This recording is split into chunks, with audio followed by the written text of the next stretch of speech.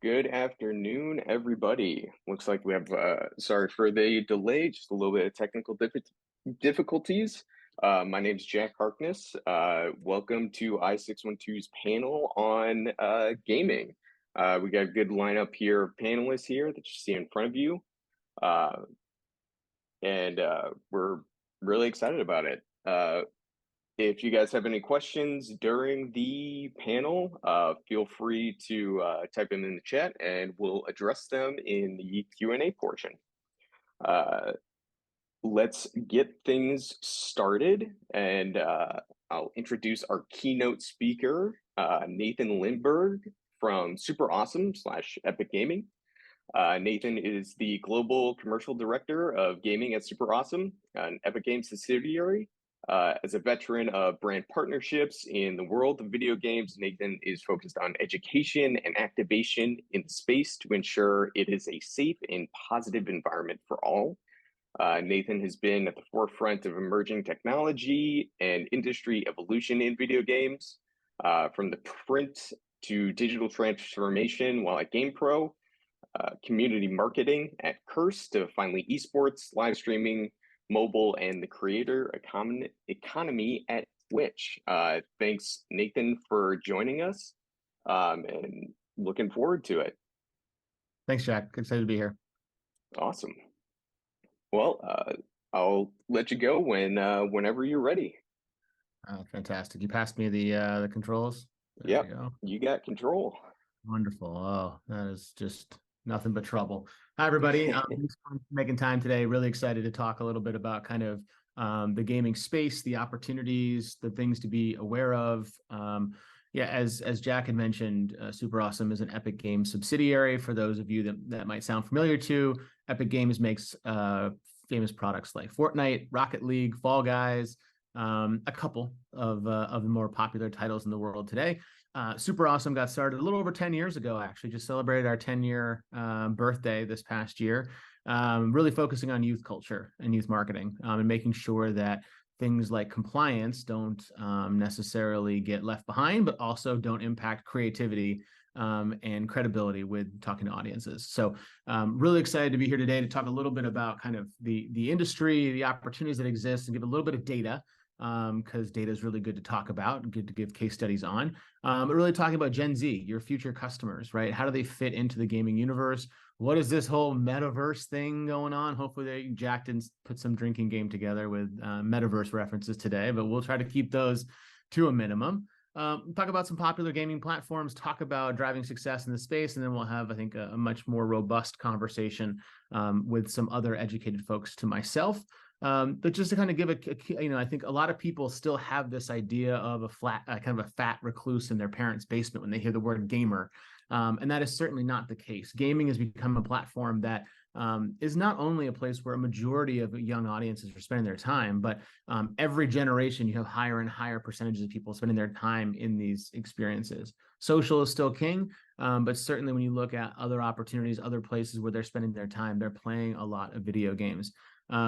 And the reason for that, I think, is two things, right? One is it's an incredible sticky environment. It's a great place to connect with people, both that in real life and know in the virtual life. It gives you an opportunity to come together, to win, to lose, to work hard, to figure out problems, all of those things that are valuable. But at the same time, it also represents an aspirational part of your life. On social media, if you're in Rome on the beach, or you're in Italy on the beach and you're taking photos and you're looking fabulous, like, hey, that's great. But that's probably not every day, right? But that is a representation of what's going on today in your life. Whereas gamers, you can have wings, you can be a pink cow, you can do whatever you want to aspirationally to kind of embody the things that you want to be seen as and the things you want to be thought about. And I think that's a really big thing of what gamers really kind of embellish with these things. And so we're seeing a lot more people spending time, huge percentages of audience, especially of people in that kind of core demographic, especially like late millennials, early Gen Z, 16 and 19s are spending the time there. They're also spending the money there. And it is a priority leisure activity. It's something that people are spending a considerable amount of time doing. And video games have evolved as well. For those of you that might remember, might be a little older like myself, remember the good old days of NES or Super NES, where you had controllers and the only person you could play with was the person to your left or the person to your right. Now video games are becoming a social platform. You're having the ability to hang out and just play Fortnite. You don't have to necessarily compete or do anything. You can just kind of hang out and communicate.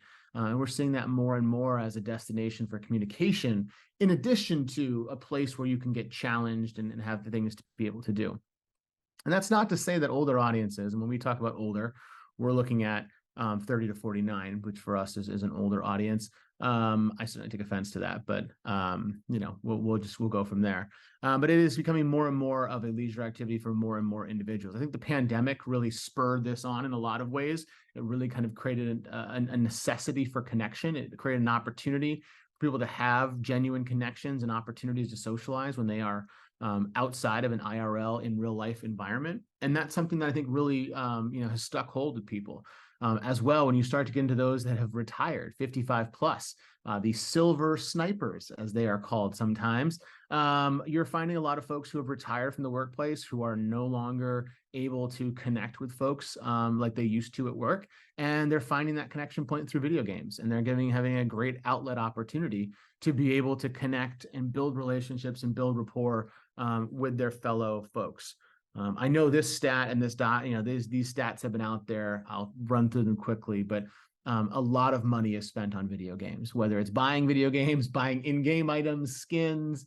If you've seen those, goofy dance moves from Fortnite, those cost money. And all of that stuff. When you look at, the entertainment business, you look at the movie business, the music business, you put those things together, you still don't get the buying power of the gaming industry. And so as a brand looking for places to go to make sure you're future-proofing your opportunities with your consumer base, it is a great place to be, whether that's mobile, whether that's console, whether that's PC.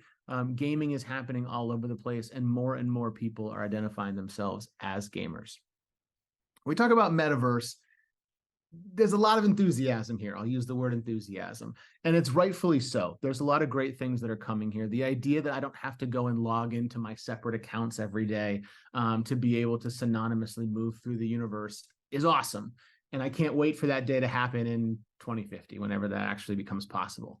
For now, there are really great strides being made within the gaming universe to be able to bring these things to life. So being able to play Fortnite as Optimus Prime right now is a great example. Being able to play, as Godzilla in Fall Guys, being able to have NASCAR race cars in Rocket League.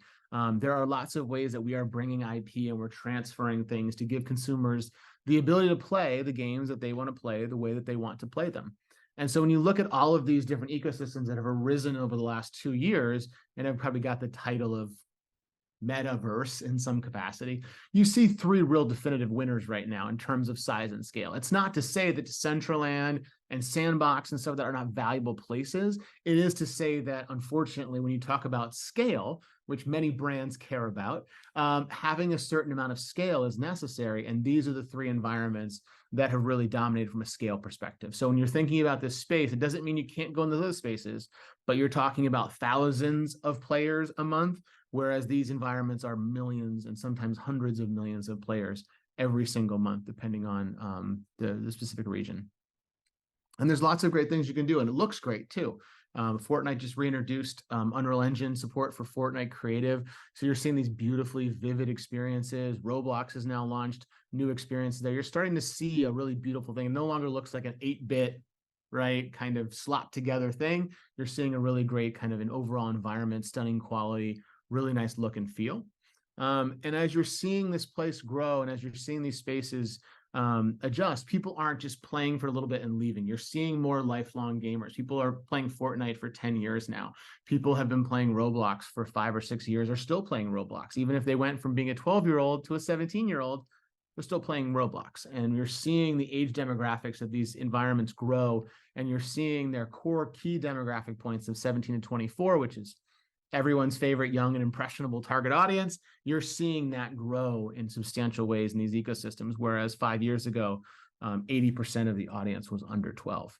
So you're seeing a consistency of people staying in these environments and spending time. And they're not just shoot 'em up stuff, right? They're not just weapons play type games. They're different types of experiences. There's lots of different things that you can do, lots of different things that you can build. And now brands themselves can build experiences in these environments, whether it be Roblox, whether it be Fortnite. There's even some ways to integrate with Minecraft. You're seeing a lot of people creating interesting opportunities for people to have, again, more than just a specific gaming experience of grab weapon, defeat other people, win the game. Now you're seeing people attending concerts, going to a library, having a fashion show.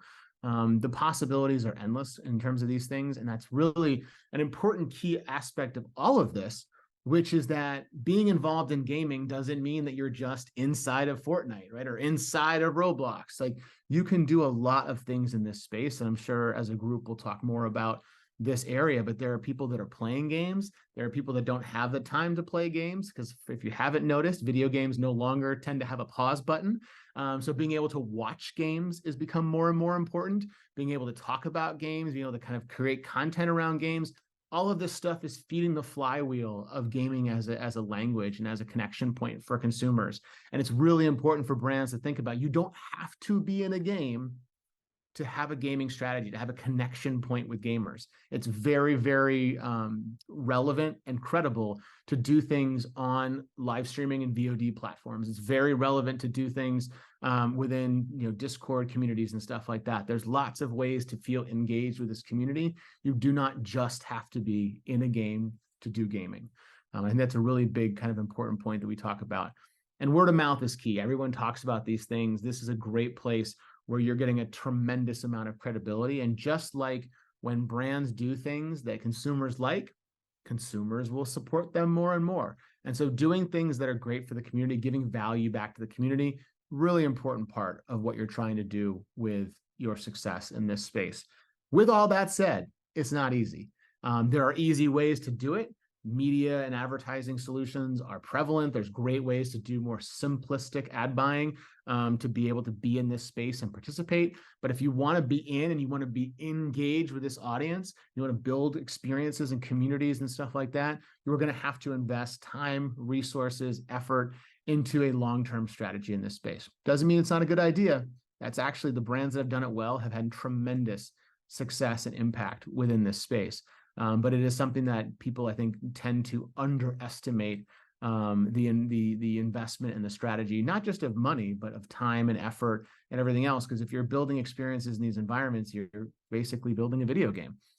Fortunately, you have partners out there. We have 3 on our panel today. They're going to talk about ways in which you can do this, which is awesome. But it's just something that I think, again, it's a bigger aspect, but there's also lots of different ways that you're able to attack the situation openly and honestly. Last slide, we'll get to the good stuff, other people talking. But just again, when you start to think about kind of how you connect, how you engage with these audiences, it's really important to think about doing things that are unique, doing things that are credible, and as well, really connecting with those audiences. So not just doing something once, doing it multiple times, having the ability to be able to replicate it, being relevant, relatable. I don't like the A word of authentic. I like to use credible. So I'm going to stick with my C word. But I do think it's important for brands to think about those things and how they're coming off, how they're doing those things. And true success from our perspective, and Super Awesome is very focused on this, especially from a consumer protection perspective, is that creativity and credibility shouldn't be mutually exclusive with compliantly. And so brands that want to do things the right way should do them the right way across the board. It should be cool, it should be creative, it should be fun and engaging. At the same time, it should be both brand safe and consumer safe. And we're really excited to kind of talk more about those things as we go. But that's it for us on this end, Jack. I can share this back to you. That's awesome. Thanks so much, Nathan. Really appreciate it. We'll jump in right into the panel portion of this. We have 2 other panelists joining us. We have Matt Sharp from Zynga. Matt serves as creative director of advertising, where he helps guide the creative execution of campaigns for brand partners across the company's portfolio. He's a 15-year veteran in the tech and advertising space with a focus on creating engaging experiences for audiences. And then we have Phil Schrader from Gum Gum. Phil is an executive and recognized thought leader in the digital advertising and contextual technologies world. As the CEO, he is responsible for Gum Gum's success in leading the industry's first privacy contextual intelligence technology based on consumer mindset in order to deliver relevant, engaging, and effective digital advertising.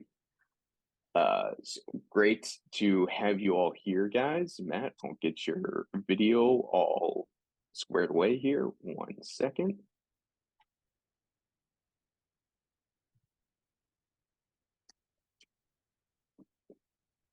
And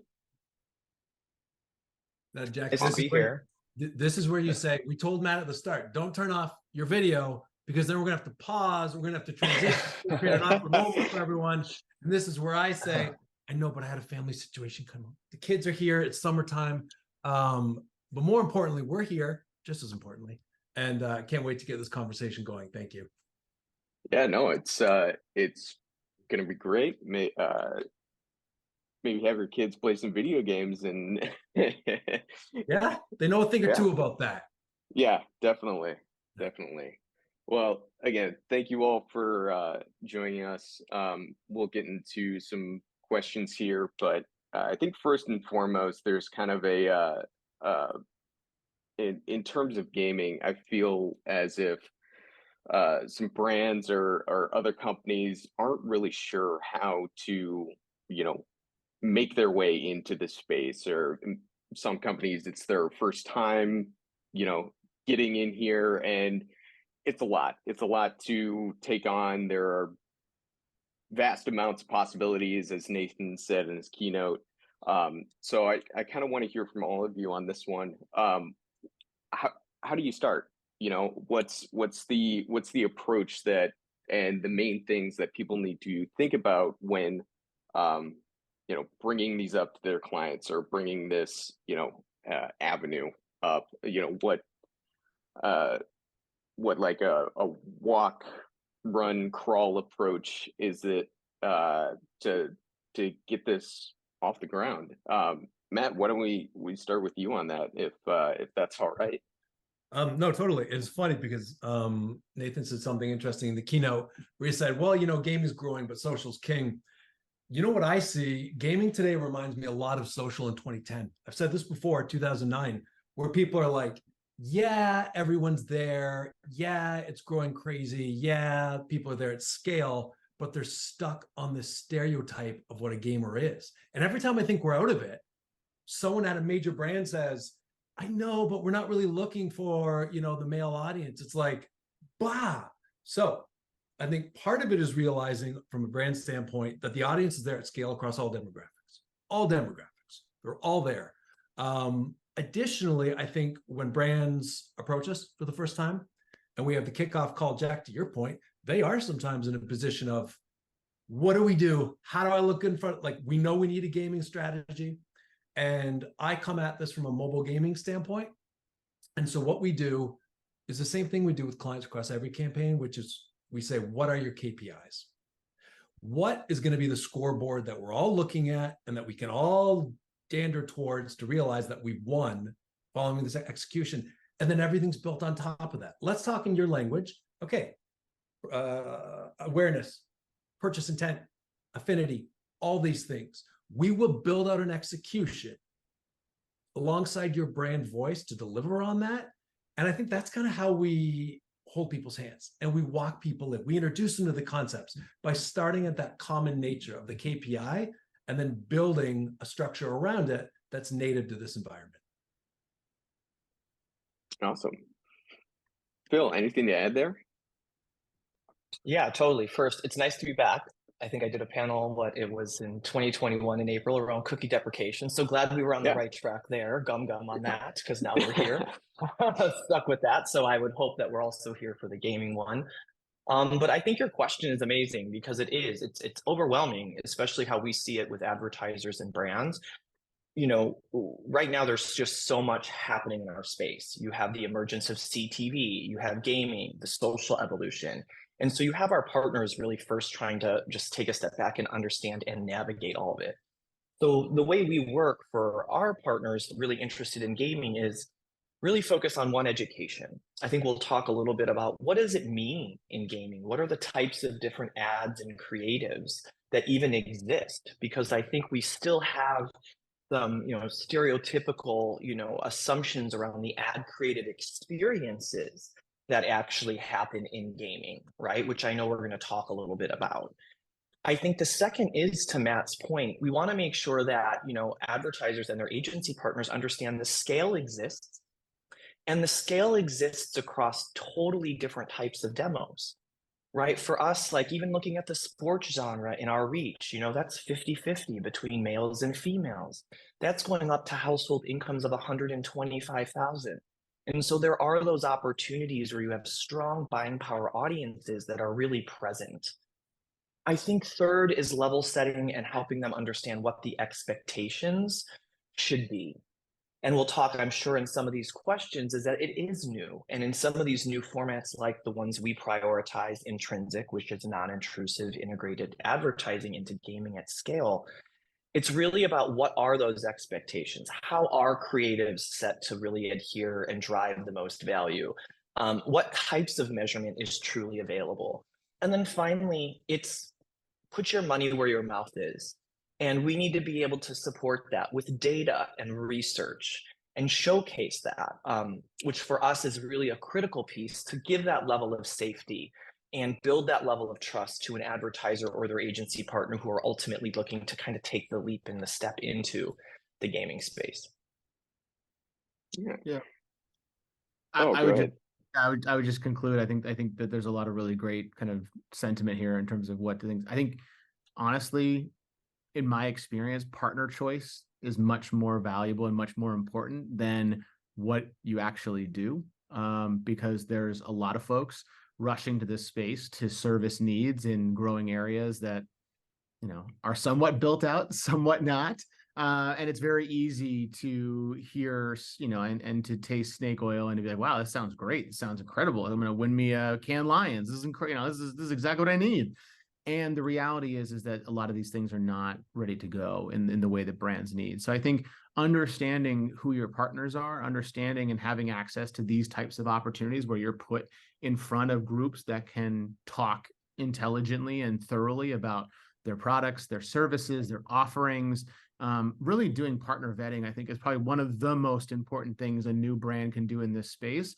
What you do will be, I think as we talked about a little bit, and Matt specifically talked about it, like we'll figure out how to deliver the value to you, but there's a lot that needs to go into just the idea of, okay, is this a partner that I'm going to grow with? This is a partner that is looking to get a Series A funding in a year and a half, or is this a partner that is trying to figure out what the next 10 years look like in this space, trying to help define norms and solve problems, and is going to be there for me and wants me to grow in this space with them, and not just get a deal in for Q3. And I think that those are really valuable things that proper partner vetting is more important than anything else, because working with the wrong partners can set you back tremendously in this space. Working with the right folks that you feel very confident and comfortable with will actually make the process a lot easier to get in and do things really effectively in this space. And so I think that is, to me, the biggest advice that I try to give new brands is, hey, if you've not done gaming before,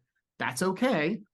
Find partners that you really believe share your values, share your goals, share your aspirations, and work together with them to build out kind of this new future for your business. Excellent.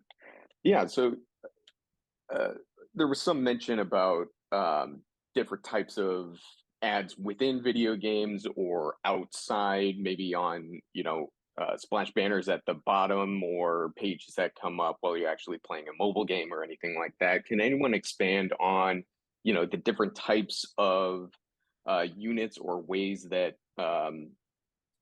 advertisers or brands can, make sure their ad is seen in a, authentic or, non-patronizing kind of way towards the gaming community, whether it's in game or out of game in some fashion.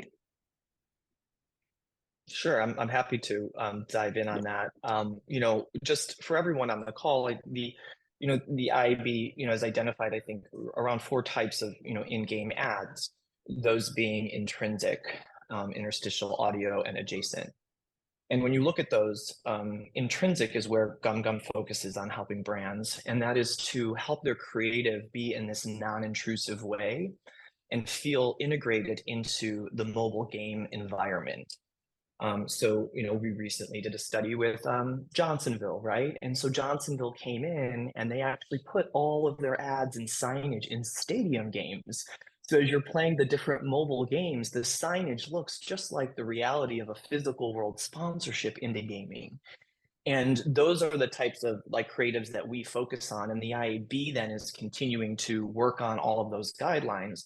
Whereas the traditional ones, say the interstitials, the ones that kind of just are right in your face, take over, right, interrupt, or are meant to not feel immersive into that content, still exist as well. And some brands may see value, but I do think when we look at the gaming ad types, it's also important to understand how consumers feel about that. And just overall, when we've seen from our studies and the work we've done with some of our brands and agency partners on these study results is, over around 50% feel that these, more interstitial adjacent type ads that we think of are, really distracting. Whereas like 20% are really looking at interstitial or intrinsic ads really having an effect on them. So consumers on the other side are more open and excited in a way to see this type of experience as it's representative of the physical world. I think from our standpoint, so much of it in terms of, I won't get into the micro of the different ad types. Really, whatever ad you're running, you're having a conversation. You're having a conversation with the player in that moment. And how do you succeed? Like the same way I do in my marriage with my kids, whatever, you need to meet people where they are.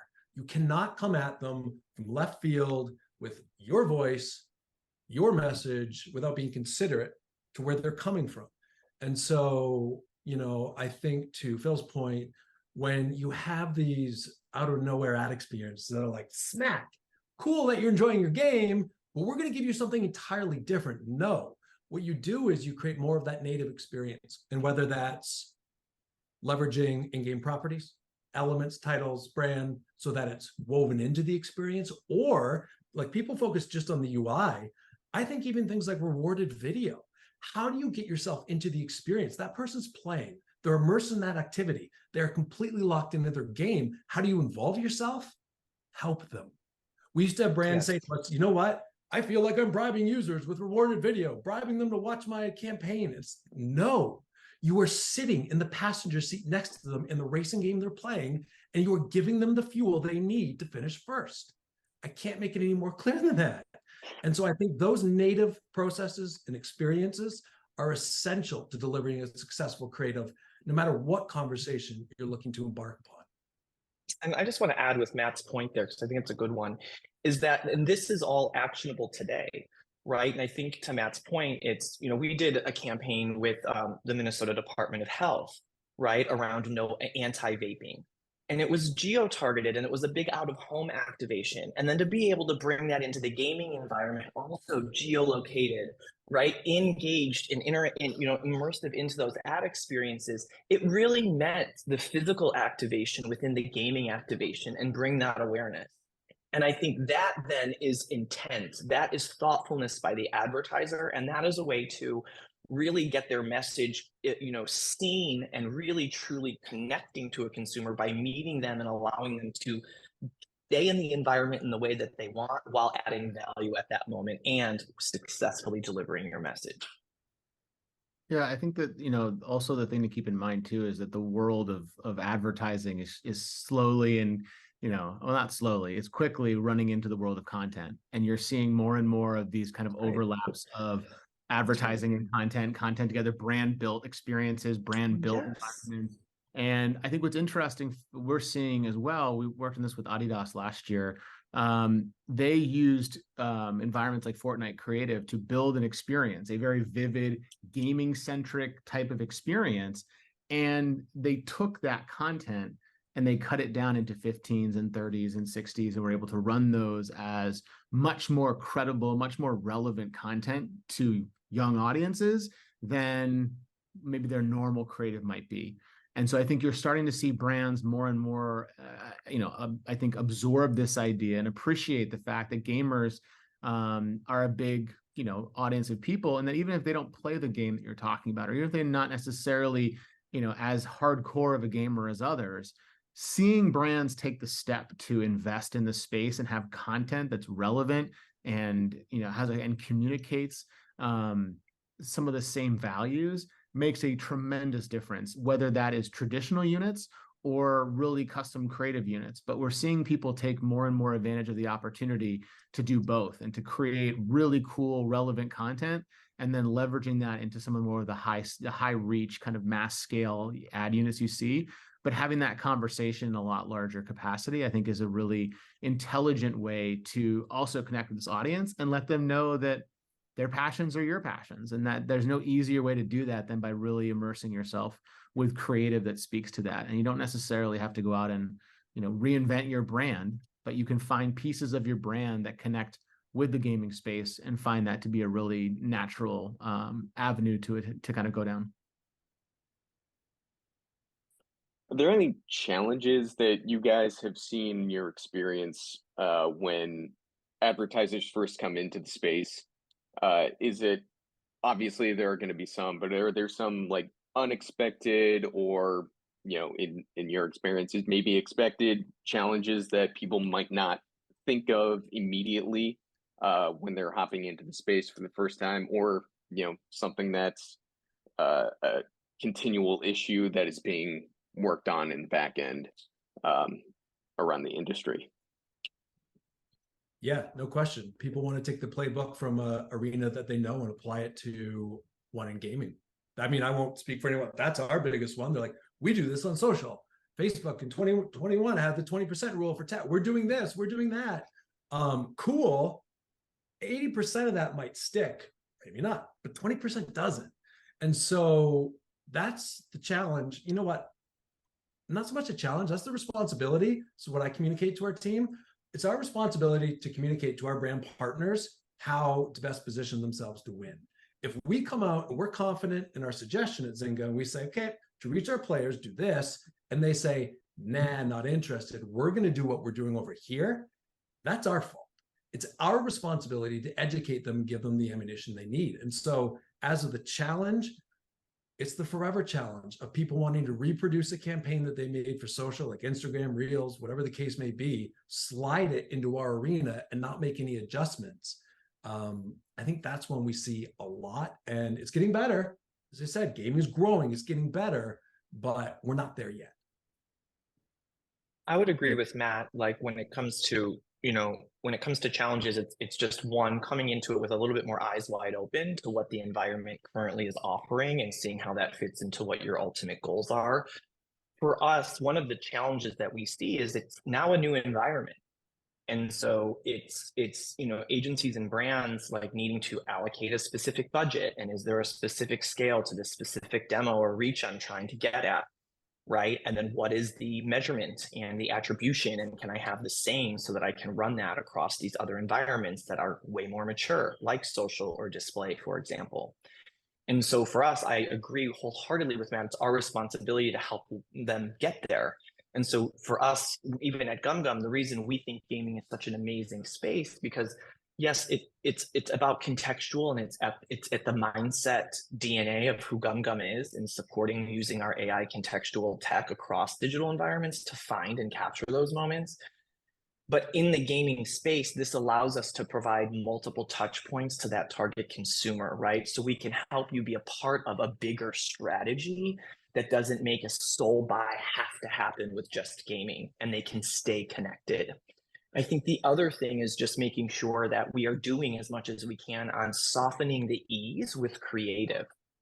For Gum Gum, we can leverage whatever existing assets you have for display. There isn't overarching existing need that necessarily has to happen at this point. Whereas we'll take on that burden quickly and help use your existing creative or PSD files so that you can feel you can start to play in the space and not have this kind of concept of needing an overarching complete creative overhaul, but yet still make that feel like an amazing immersive and meant to be ad within the gaming space itself. I think we have a little bit of a unique challenge on our side, just because environments like Fortnite are billion-dollar games, and the number of times that we get approached by creative agencies, media agencies who have already kind of baked out an idea of like, hey, what would be awesome is if our product was like a superhuman power-up in Fortnite Battle Royale. And it's like, well, hang on. First of all, like you can't be in Battle Royale. Like that's not a place where Epic lets people activate in, except for a few core partners. So we're going to have to take some steps back here and kind of rethink how we're going to do this. And we can tell great stories and we can leverage, what you do to bring things together. But I remember the first time we talked with our friends at Target, and they were like, hey, we keep thinking we want to just stuff a big target in the middle of a Fortnite creative map, but we know that's not a good idea. So like, what can we do differently? How can we tell a better story? How can we really give and show gamers that we get it? We're fun, but like we're not sticking you into a Target store, which means you go in for one thing and you buy 19, right? That's what you do in Targets. That's what I always do, at least. And so we had this great brainstorm with them. We talked about their Spark to Shelf initiative, where they take shelf space in Target stores and they actually, assign them to minority-owned businesses.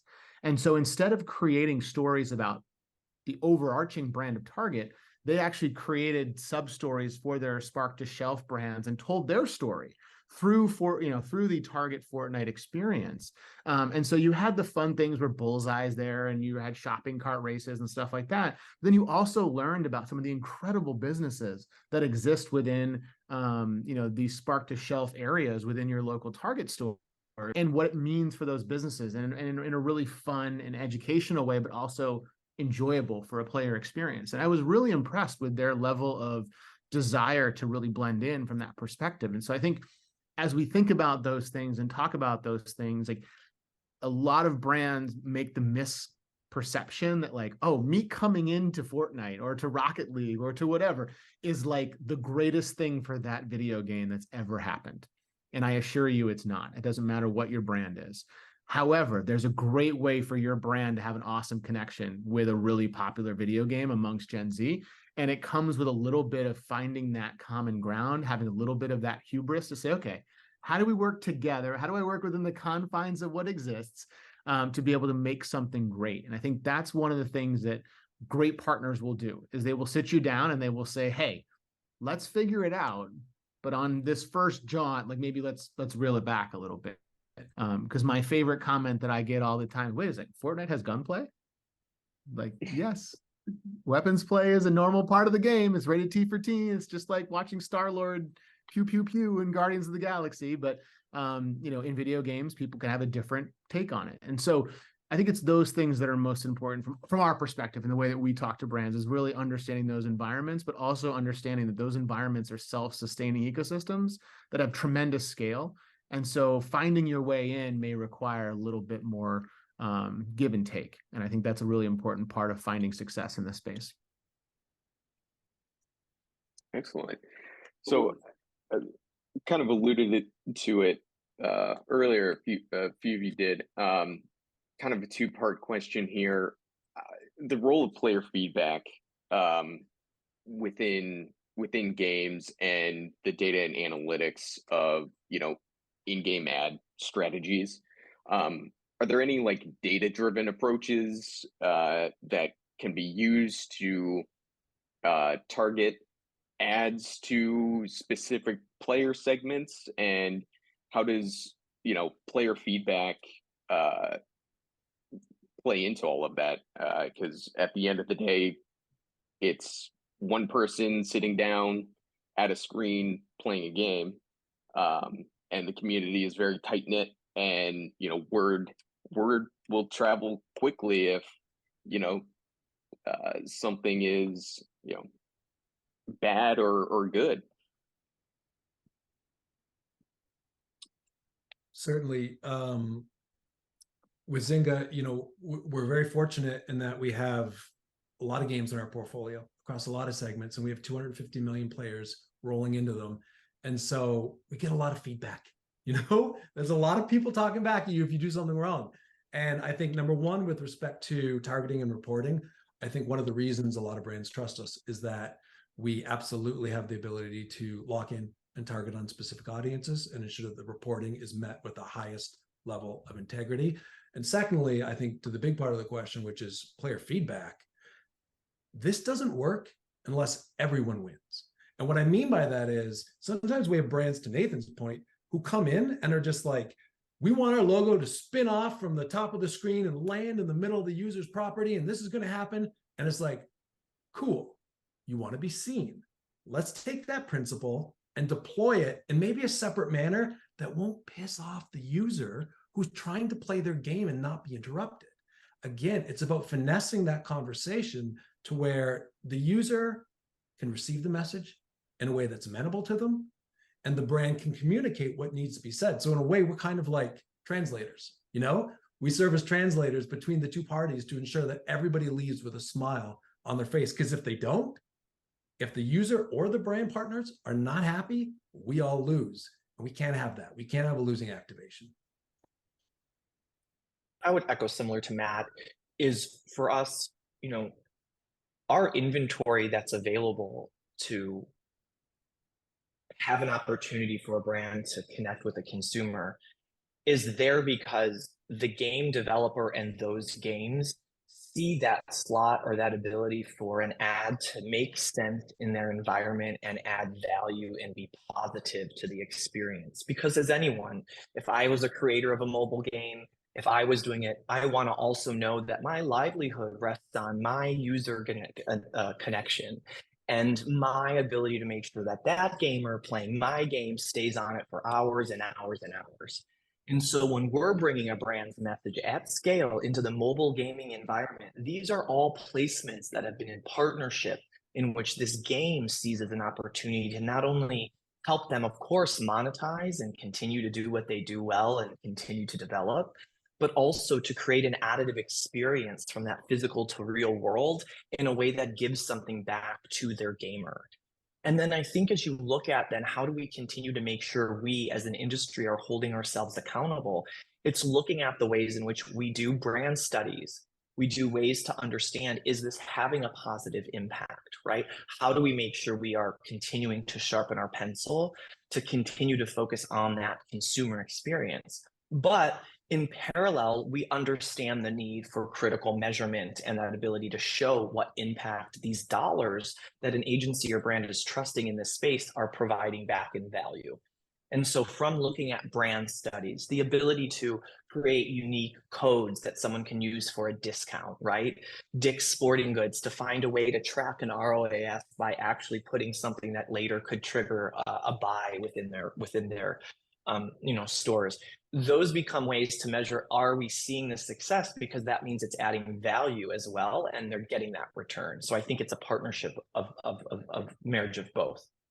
Yeah, I think for new environments, like the discussion has to be upfront about like what success looks like. I think Matt talked about this in the beginning as well. And just like, what does success look like? What is the KPI that we're going to get graded on with this activation? When you look at brands that are investing in Roblox, right? Phil mentioned Dick's Sporting Goods. Like they've done some great stuff in that space. What's the success metric? Is it time spent in game? Is it time spent with your brand? Is it number of people impacted? Those KPIs, while similar, have vastly different levels of success in new gaming environments. So when you're talking about metaverse type experiences, time spent is incredibly high, 18 to 30 minutes of time spent with your ad, incredible, right? But 30,000 people doing that, right? 50,000 people doing that, like, is that good enough? I don't know. Brands have to decide what those things are going to be. And so I think being upfront with where these ecosystems work and how they work is a really important part of that. I think it's important that we demystify the idea that gamers hate advertising. They just don't like BS. I mean, like, and you know, both Phil and Matt have talked about this. Like, if you are watching a movie and someone, you know, pokes you and interrupts you, you're like, I don't like that. So I think that there is a desire and a need for brands and for publishers. I'm not putting us off the list here. Like, partners should be able to help do things the right way to help to help make sure everyone is winning in that scenario. So while gamers are very vocal, they are vocal when things are to their detriment and they don't feel like there is a fair exchange happening, right? There's money going one way. Is there value coming the other way? As long as it's even, they're usually pretty happy. If it's not, that's when they get discontent. I think that's very fair. But the idea that they hate advertising is something just so fundamentally wrong that I just love to just bring that up every once in a while to just remind people of that. And lastly, like, if I could just have like every CMO's like 16 to 18-year-old child on my payroll to just do feedback testing with some of the games we do, it'd be incredible, because the number of times that I've been on calls and a brand team is like, well, I want to do this. Let's do it this way. And then like they talked to their kid about it that night and the kid was like, that sucks. Why would you do that? Like, do it this way.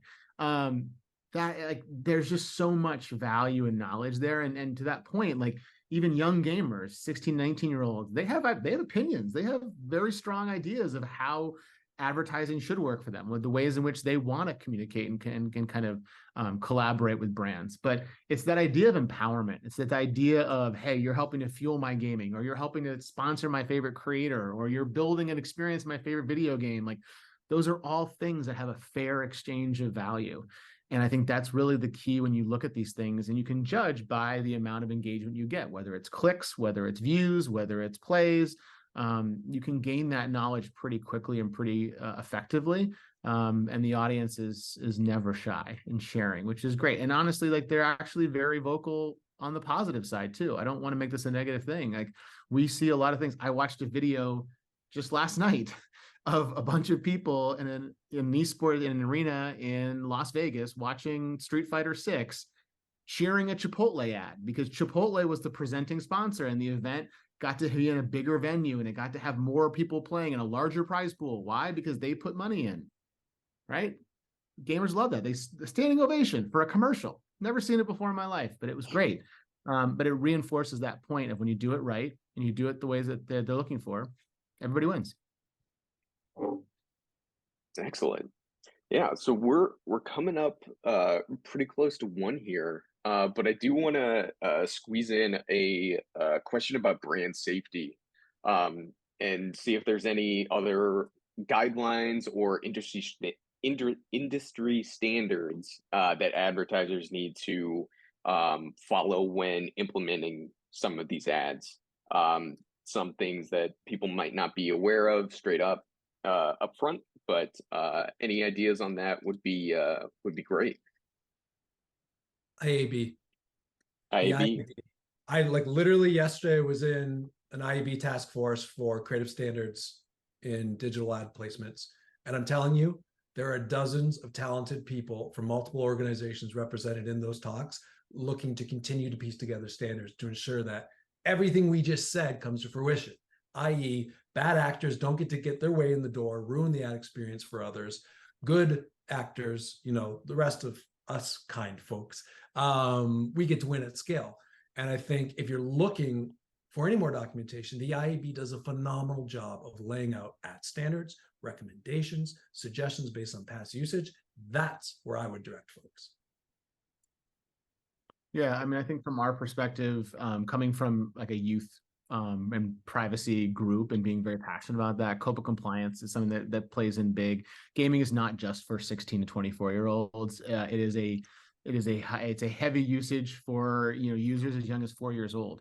And so when you're thinking about these spaces and you're thinking about what you're doing and how you're doing it, it's not about worrying about, oh, my product's for 13 plus, I don't have to worry about that. No, you do now, because Google has changed its standards. The internet is changing its standards. 18 and under now has rules and regulations about those types of things. The way in which you disclose ads, there's a bare minimum, right? We can all achieve bare minimums, but at the same time, there is a strong play of how to go above and beyond, and to make sure that, again, you're doing the right things for your brand and your consumers.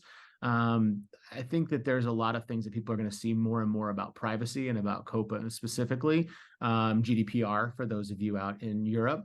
Those types of issues are going to be a bigger and bigger thing playing into this space, especially given the size of the younger audiences, and having folks that can make sure that, as I said before, the three C's, right? Creativity and credibility don't get hampered by compliance, is really, really important. And I think that's going to be a big issue moving forward. And I'll just quickly add, I know we're getting close to time, but might be helpful just to echo Matt, is definitely agree on the IAB side. There is, maybe it can be shared with everyone. There's a guide called Finding Success with In-Game Advertising Perceptions of Buyers and Sellers. Once again, that's Finding Success with In-Game Advertising Perceptions of Buyers and Sellers from the IAB. That's a really great read if you're interested. And then in 2022, there was a joint collab between the IAB and the IAB Tech Lab and the MRC and the Media Ratings Council, which then released some of what I've been referring to where Gum Gum plays in the intrinsic, non-intrusive ad experiences with respect to that intrinsic in-game measurement and those guidelines. So you can also be on the lookout for that as well. Excellent. Well, thank you so much, guys. Maybe one last question, just because we got off to a late start, if that's all right with everybody. Looking ahead, what does the future look like? Gaming is evolving very quickly with a lot of different avenues on how to get in there, whether it's through live streaming or other social platforms related to gaming or, in the game itself. But what does it look like moving forward? Any evolutions that are coming out with the metaverse or anything like that? What's anything advertisers can expect moving forward? I think without question, it's 2009, 2010 social all over again. I think what I can expect based on what I've seen personally over the last 6 months, I've had more brands enter into the conversation with, look, we know we got to be here. What does it look like? That has happened tenfold over the last 6 months versus the 12 prior. So it's catching on, but people still aren't aware. People still don't see the opportunity. So what I think will happen will be just like what happened with social around 2008, 2009, 2010, and that people will look at some of the ad formats. They will say, this works for us, this doesn't. Those ad formats will gradually get smarter and smarter and smarter and more nuanced and more native. And ultimately, more brands will pour in when they realize that the one thing they want, I don't care what brand you are, I don't care what space you play in, you want the attention of your target audience. And when they realize that all the demographics are there in gaming at scale and that these ad products have been maturing gradually and gradually for more efficacy, I think what we're going to see is where we are now, so that when Nathan and Phil and I are in a call, and Jack, you might be there too, I don't know, I can only see so far, but when it's 10 years from now, we're going to say, look, we know gaming is a senior leader here, but now it's metaverse or some other segment that's in its infancy, because history doesn't repeat itself, but it does rhyme. And I'm seeing all the same core tenets, all the same basics from social around 08, 09, around gaming at this stage. From my end, I would see the future just first taking a step back. What are you seeing with current trends in market, right? We look at, AI, for example. So for us, we think the technologies that are going to continue to be used in helping to support this ecosystem are going to come out of the gate a little bit more advanced than in other previous, parts of our industry. So for example, our advanced contextual at Gum Gum to understand content, use all of that. And then how does that get deeper into actual games? How does that move into getting access into frames of what's happening at a moment? We're not there yet. So it's primarily driven off that metadata, but that's going to evolve, I think, very quickly. And I think just overarching in the ecosystem, when you see movers like a Microsoft acquiring an Activision, I think that's a signal to show that there's significant just opportunity that companies like a Microsoft see in continuing to further develop that opportunity. How does that fit into the futures of the metaverse, right? Microsoft is a dominating IA leader. And so there are going to be elements of how that all ties together. And I do believe that the gaming space also in its future is going to be critical in driving additional types of insights for brands just holistically to do their best to truly understand the mindset of their audiences so that they can serve and continue to add value, not just within gaming, but where those gamers are in other parts of their digital consumption within any given day. Because remember, a gamer might game a few hours a day, but then they go to social and then they're looking up something on display. Then they're watching CTV.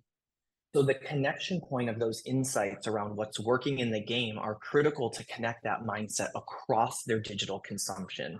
And I think you're going to start to see a lot more movement of those, data points coming together to create and influence a more holistic marketing strategy going forward.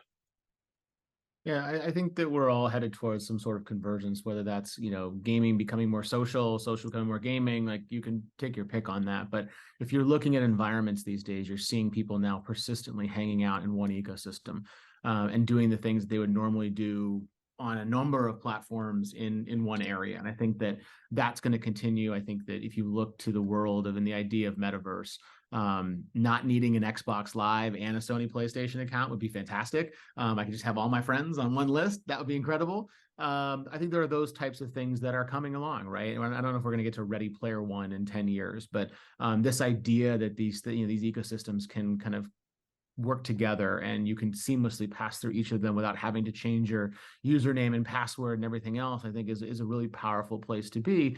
And it sets us up for the mall of the future, right? In the 90s, right? I really enjoy my episodes of Stranger Things where they're at the mall, right? Like the mall of the future really is looking like it's going to be gaming environments, and brands are going to need to figure out how they spend time in those environments. Sometimes that's with activation, sometimes that's with the promo. There's going to be lots of different ways to interact in these ecosystems. None of them are going to be right or wrong. There are going to be different values for different brands that have different levels of desire for how they want to have and engage with these audiences. And I think that as long as we can continue to grow down the pathway of transactions and driving business value for our brand partners, I think more and more brands are going to see the upside of what gaming can do, because we know the money's there. There's tons of money in the gaming business. Right now, it's all in the pockets of game publishers and some in the pockets of advertisers.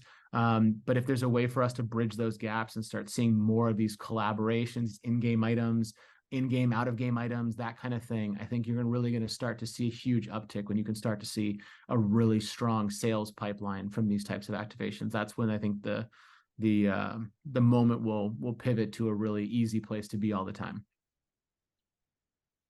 Excellent. Awesome. Well, thank you guys so much, guys, for joining me today and talk about gaming. Great space and hoping some more people get involved in it. This will be posted on our i612 YouTube page for later consumption. Share it with people if they missed it. Our next i612 event is the Twins game on August 24th. So be there if you like baseball or just like hanging out with people. Hey, Jack, one question. Can we get a link to Phil's jacket in the description? This gets posted. I'm asking for a friend. I just think it's wonderful. It's in the spirit of what we're talking about. Very engaging. Just asking for a friend. That's all. Well, I'll give you a shout out. It's a designer. His name's Tokyo James. He's incredible. So go check it out. And I appreciate that. So nice. And I was just saying, this has been wonderful. It's so nice. And hopefully we can all maybe do this again in person in Mini one day and get it all back in i612 in person days, which would be really nice to do. Yeah, that would be phenomenal. Well, thank you all for joining, and we'll see you all later.